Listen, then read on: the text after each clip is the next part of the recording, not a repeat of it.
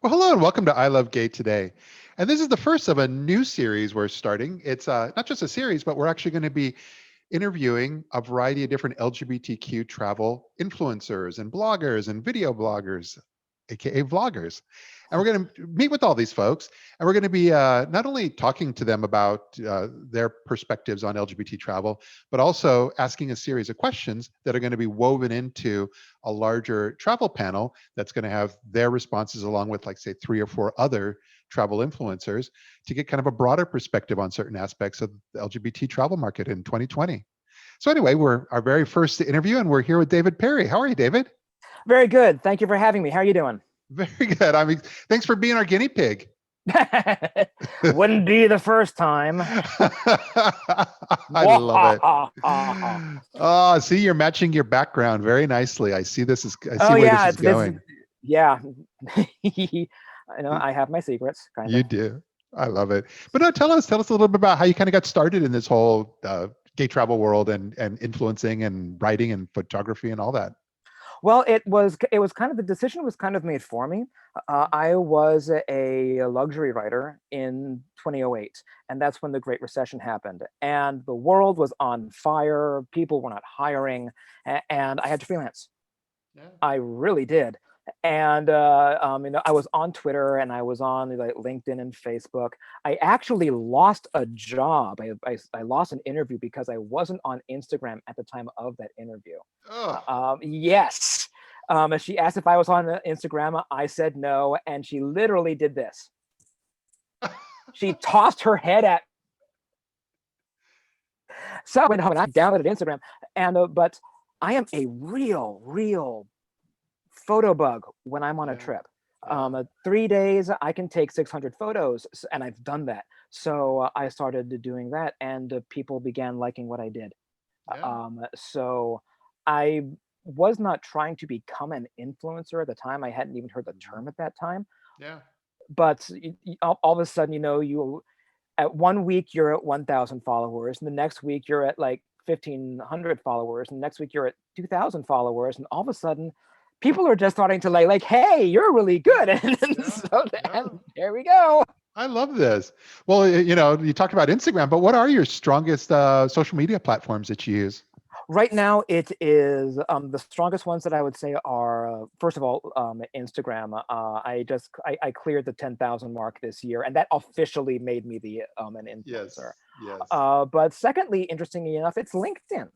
Okay. Yeah. That I don't necessarily treat that as as like a travel thing, but whenever something good happens or an article I put that there, and it works really well. Yeah. I was on Twitter first, and I just joined Vero, Oh, okay. which is more of an Asian Eurasian thing. Yeah. But Yeah. and I just joined Reddit literally like a few months ago. Oy. I know.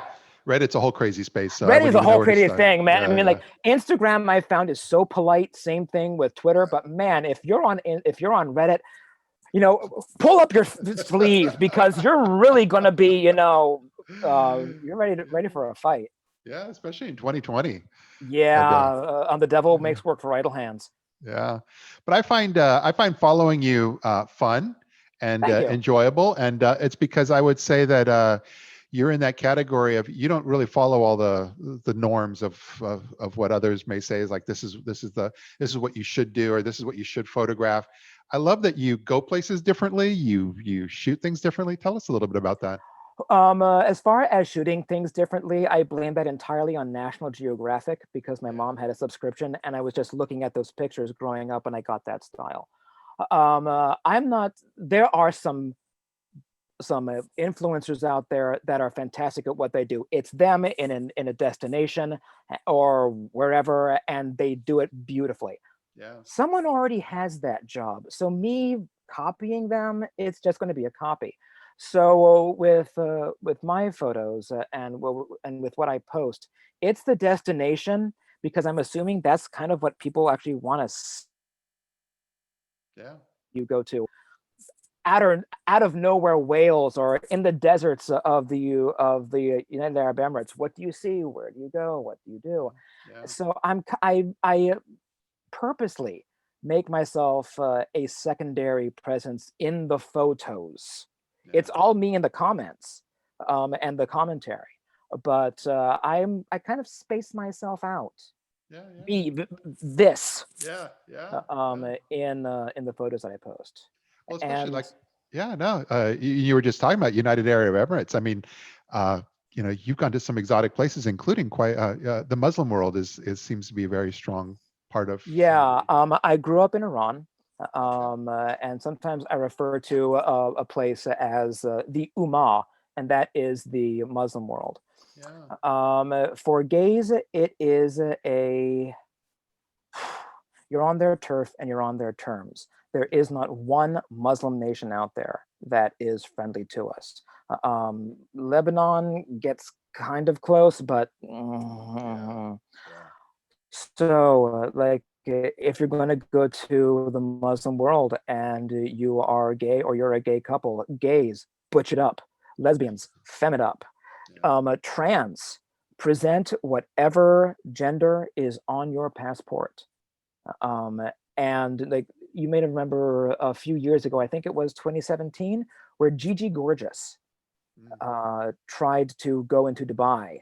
Somehow they found out that she was trans. She didn't even get out of the airport. They basically Wow. put her under arrest. Uh, So, yeah. and so my advice, and like if you're going to go to the Middle East and you wear your heart on your sleeve, you're not going to change for everyone, and good, you shouldn't have to. Yeah.